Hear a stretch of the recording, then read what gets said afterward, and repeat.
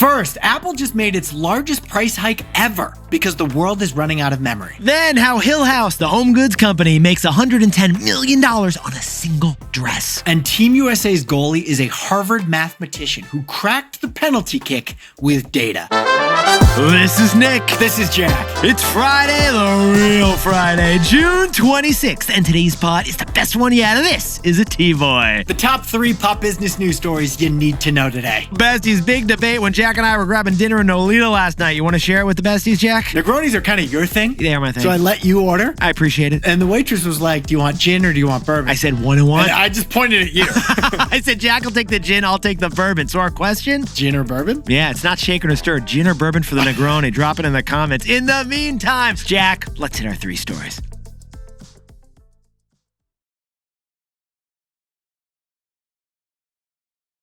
For our first story, Apple just did their biggest price increase ever, $200 more for MacBooks and iPads. Because the stock market has a new master, memory.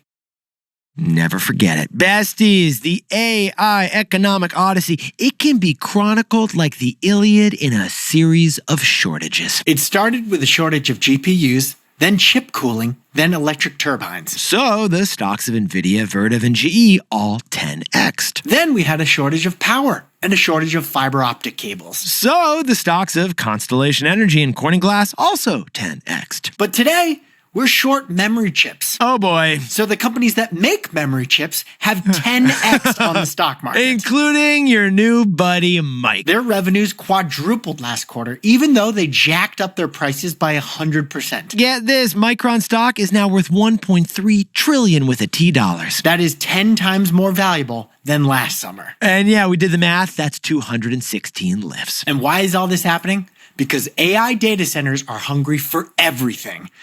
Especially memory chips right now. Those hungry hippos, they want memory chips. But Jack, so do iPhones, iPads, and MacBooks, right? And not even Apple. The $4 trillion company can defy the memory chip mania sweeping across this economy. Which, pause the pod, besties, is why this story is relevant to you. In a bad way, unfortunately. Yeah, it's not that fun a way. Apple just increased their hardware prices by 20%. Yeah, sit down, stand up, and get in line at the Apple store again. Because according to an Apple executive, we have never seen a component price increase this much, this quickly. Or as Jack and I are calling it, the memory fee. The MacBook Neo laptop is up 17% in price. From $599 to $699. Apple's jacking up the MacBook Air by 18%. From $1,099 to $1,299. iPads now cost $200 more. MacBook Pros now cost $300 more. Oh, Apple TV, HomePod, even the Apple Vision Pro, all up 15 to 25% on the prices. The iPhone and the Apple Watch are safe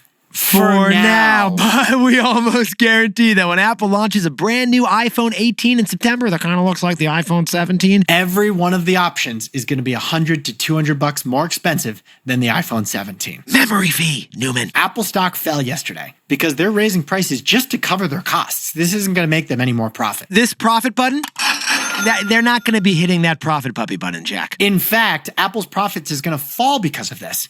Because the price hikes are going to make people delay their upgrades or just buy fewer Apple products in general. And so, add it all up, besties, and Apple stock fell 6% on the market yesterday. That was a lot of market cap. While Micron, which controls the most desired thing in this economy right now, memory chips, their stock jumped 16%. Like infinity stones. And that, it really explains the whole stock market right now, right, Jack? If you make memory chips, you're soaring. But if you need memory chips, you're sinking. Memory. Never forget it. That's clever, Nick. That's the second time you said that. I got it the first time, but I'm glad you re-emphasized it. I almost forgot the first time. But do you remember our takeaway, by the way? Let's go. Come on. Let's get to the takeaway. I almost forgot. So, Jack, what's the takeaway for our buddies over in the memory game? Back to school computers, they'll have their biggest price hikes ever because of AI. Now, besties, fascinating situation. But for 5 decades, the price of computers and TVs and other hardware tech, it's all fallen. It's been wonderful. As reliable as the force of gravity, electronics have gotten cheaper as their technology has gotten better. But besties, all of that is now reversing because the AI industry in data centers, they're hogging all the memory chips. And it's not just Apple products that need memory chips. There's going to be sticker price shock at everything sold at Best Buy right now. Back in April, PlayStations jumped by $100. In May, Nintendo Switches jumped by $50. Every TV manufacturer has raised prices this year. Because every TV needs memory chips. Now, besties, data centers were already the least popular thing in America after the Walgreens pharmacy. But now data centers are indirectly jacking up the price of whatever next electronic gadget you want for Christmas this year. From the MacBooks to the Game Boys. If you make memory chips, you're soaring. But if you need memory chips, you're sinking. Never forget it. For our second story, Hill House Home. They're doing $110 million in sales thanks to one item, the nap dress. And the nap dress is thanks to the group chat. Oh, besties, Jack and I have been working on this story for a couple of years, basically because Jack crashed my place and he asked a question. So when I stay in San Francisco, which we do a lot, Nick has a bedroom for me. I call it Jack's office, basically. And when I left one time, I said, Nick, what are those towels? They're soft. They are so fluffy, so soft. Molly told me that they're Hill House Home. But Jack and I got curious about the business, so we jumped in T-Boy style to Hill House Home. Founded 10 years ago by Nell Diamond, a fresh graduate of Yale Business School. Not Neil Diamond, Nell Diamond, but her vision was for a linens and bedding company to transform millennials. Her goal was to turn your home into a cottagecore fantasy, like my bedroom at Nick's house. Yeah, like basically if you want your bedroom to feel like Pride and Prejudice, you register your wedding at Hill House Home. But there's nothing Victorian about the business. Because for 3 straight years, Hill House Home's revenues have exploded.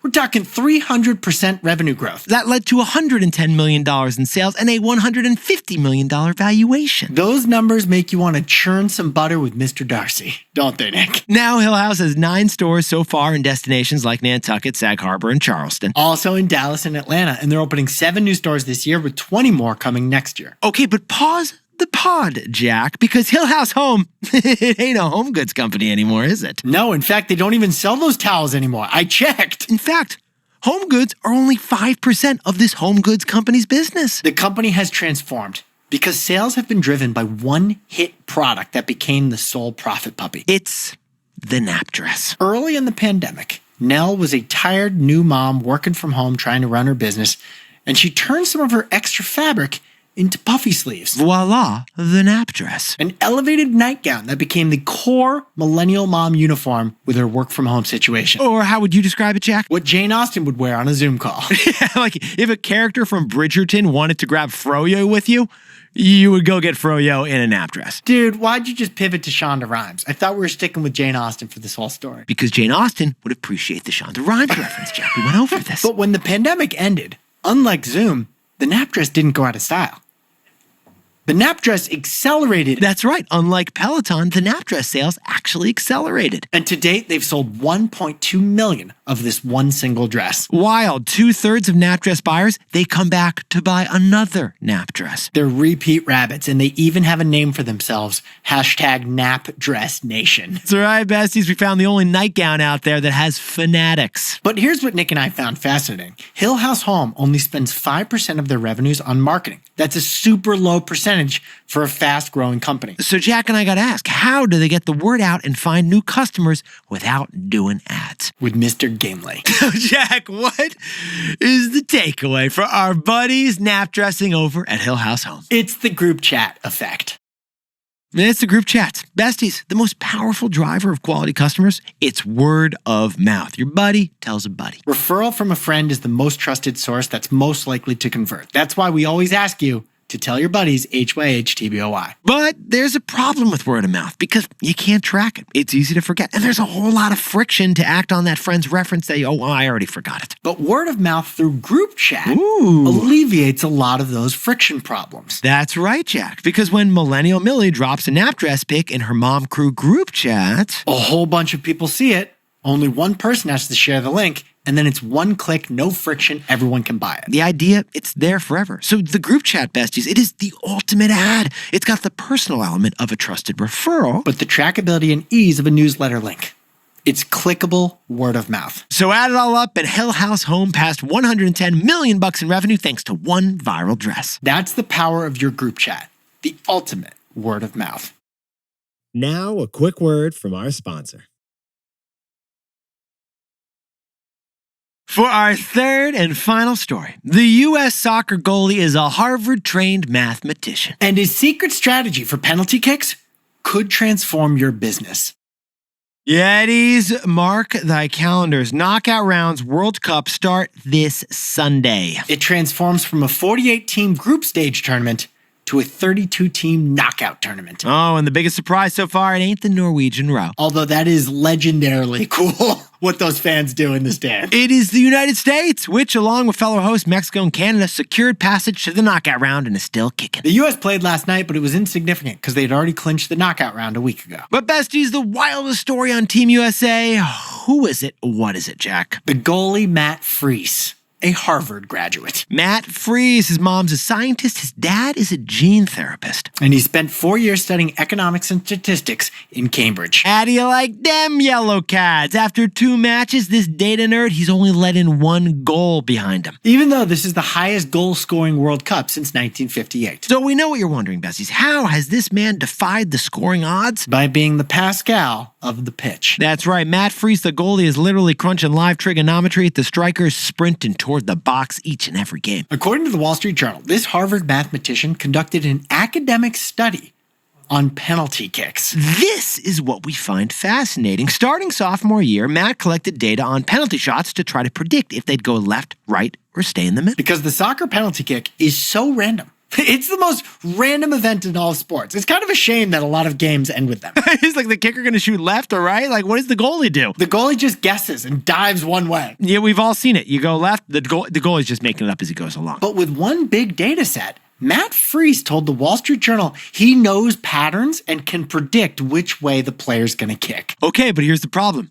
He won't tell anyone. Yeah, he's keeping it to himself. He says it's his proprietary advantage, which... And in fact, he said he will not share his data until he retires from the sport of soccer. And Nick, it's working. It is. He hasn't faced penalty kicks in the World Cup yet, but he saved 3 penalty kicks in the qualifier last year against Costa Rica. So, besties, Jack and I jumped in T-Boy style to the penalty kick data. We found academic papers studying the statistics of penalty kicks. Yes, we did. And based on those studies, should a goalie dive left or right in order to save the ball? What is the answer, Jack? The answer is neither. That's right. One famous 2007 study analyzed 286 penalty kicks in the top leagues and international tournaments. And if the goalie dives to the left, there's a 14% chance they'll save the ball. If they dive to the right, there's a 12% chance of a save. But if the goalie just stays in the middle of the goal during that penalty kick, what's the result, Jack? 33% chance of saving. We repeat, goalies are 2.5 times more likely to stop a shot if they do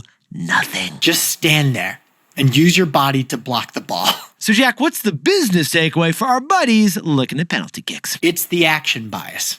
It messes with players and with profits.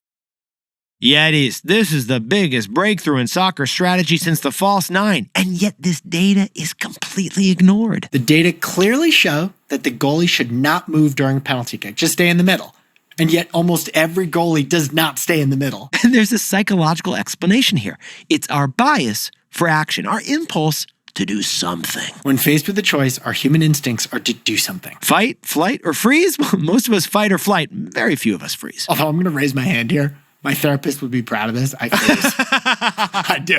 Leave a comment if you freeze as well. Now, besties, we see this in soccer, but we also see it in business. When facing decisions, we all tend to act. Even though sometimes the data tells us, do not act. Like, we have to launch that new thingy, or we have to react to that new thingy. Or we should definitely put out a press release right now about that thingy. Soccer goalies and CEOs, they all tend to act. It's just human instinct. And it kind of helps us feel like we're justifying our jobs. But doing nothing must be considered with equal weight alongside the action options as well. Quick example here, Nick. 5 years ago, every car company put everything into electric.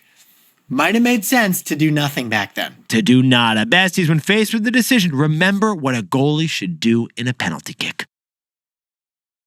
Jack, could you whip up the takeaways for us to head into the weekend? Because Micron's jacking up prices for memory chips, Apple had to raise prices by a record amount. The memory fee. If you make memory chips, you're soaring. But if you need memory chips, you're sinking. Don't forget it. For our second story, Hill House Home hit $110 million in revenue thanks to their viral nap dress. Which, according to the CEO, went viral thanks to the group chat effect. And our third and final story, Harvard mathematician goalie Matt Freese, his specialty is penalty kicks, although he keeps his strategy secret. The data, it says do nothing. As a business person, you gotta consider it too. But besties, this pod's not over yet. Here's what else you need to know today. First, Taylor Swift and Travis Kelce's wedding next week. Location, Madison Square Garden, according to the New York Times. Wild reporting by the Times. Apparently, Taylor Swift's team filed a permit with New York City for an event on July 4th at Madison Square Garden. And they discovered she hired an event planner in Manhattan who just got a permit for a 1,000-person tent in the city. The tent's not in the arena, by the way. It's right outside the arena, probably like the security checkpoint, I'm guessing. Okay, but this is the wildest, Jack. The Times also ID'd multiple Chiefs football players booking hotels in New York City 4th of July weekend. Coincidence? We think not. No. And second, the protein wars rage on. Now Chobani is accused of Regina Georging their protein numbers. The $20 billion private yogurt giant Chobani has been accused of embellishing their nutritional facts. Now remember, David Barr was accused of the same thing, but it turned out that was incorrect. They actually had accurate protein numbers. Protein. It's popular with GLP-1 users, but Nick, it's also popular with class action lawyers, apparently. Yeah, we'll let you know if this was a real Regina George. And finally, France had its hottest day ever on Wednesday. Southern France hit 112 degrees Fahrenheit this week. Even Napoleon was sweating. Good luck to the advertisers and creators in Cannes right now, by the way. Yeah, get this, though. Only 25% of French households have an air conditioner, compared to 90% of American households. The French don't like air conditioning. It's too expensive, it's bad for the climate, but they might have to reconsider. Just not possible. Now time for the best fact yet. This one sent in by legendary Eddie Jason Geiger from lovely Buffalo, New York. Push and play. Guy from Buffalo here with your best fact yet. Nick and Jack recently pointed out that many Europeans have discovered a love for ranch dressing. Hidden Valley quickly picked up on this fad and launched an international search for ranch ambassadors. What most people don't realize is that ranch flavor is already available in some products like Doritos inside of Europe. But instead of Cool Ranch, they call it Cool American Flavor. However, as a proud Buffalo resident, this message serves as a public service announcement. Ranch is for lettuce. Blue cheese is for wings. Hidden Valley's biggest secret is that they're made by Clorox, the bleach company. Avoid that bleached out taste and do what people in the home of the chicken wing prefer. For those who want to know, Buffalo prefers Rudy's. It's available at every grocery store in Western New York. Take that, Ranch. Now, to be clear, he submitted this via a YouTube video, and I'm so glad he mentioned a chicken wing because Buffalo branding was all over this YouTube video. I'm more concerned that the entire world now thinks default American flavor, Jack, is just the ranch. Yetis, you look fantastic today. Jack, you are glowing with all those Pride and Prejudice references. I saw that flex. I hear you over there. All right, I got two CTAs here, Nick. First, hit me. Select auto download on your preferred podcast platform because that helps the show and make sure you don't miss an episode. But second, drop a link to this episode in your group chat. This is Jack. I own stock of Lyft, and Nick and I both own stock in Apple.